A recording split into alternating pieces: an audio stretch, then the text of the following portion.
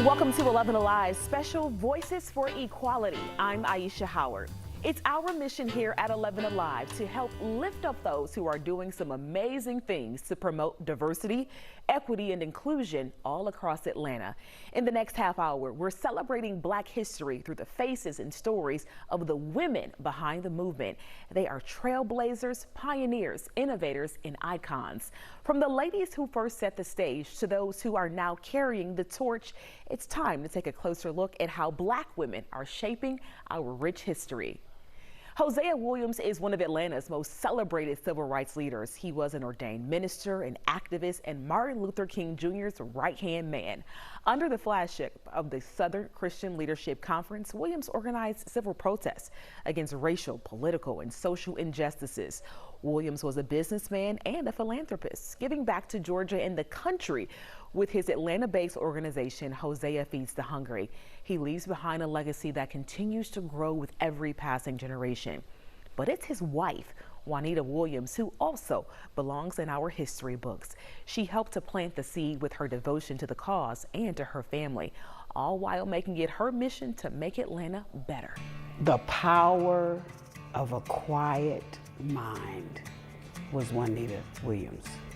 Standing just over 5 foot, Juanita Williams' children remember her as a giant amongst them. She did not allow her fears to prevent her from doing what she felt that she needed to do. Because it was still the 50s, it was still the whole perception of women as caretakers only and not as leaders. I don't think that they were behind them, the men. They were beside the men.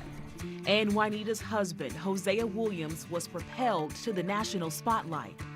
She was the wife of the man who was responsible for organizing all of Martin Luther King's movements. Helping organize those marches while taking care of 5 children, giving up her dream of becoming a writer and picking up a dream of freedom. She walked away from all of her dreams, and that's what these women did.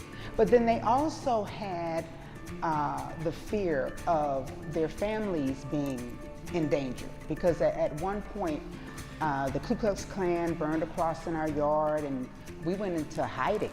Those dangers, the Williams sisters believe, are still having an impact of those who were on the front lines. And I think that the violence that I saw growing up, a lot of the civil rights children have post-traumatic stress syndrome. Okay, they suffer even today. But nonetheless, she persisted, running for Atlanta City Council in 1977 unsuccessfully. It wasn't until 1984 when she was elected to the state legislature, where she served 4 terms, all while still finding time to help her husband with his organization, Hosea Feed the Hungry. If somebody needed to cook cornbread because daddy decided to feed homeless people, she was there. If she needed to cook soup to feed homeless people, because that's what he was doing, she was there. I mean, her vegetable soup was a family staple. This is when a vision becomes an organism separate from the personality. A vision that would not have been realized without their mother's powerful presence and sacrifice. She really believed in the movement, and she felt that that sacrifice was worth it for her.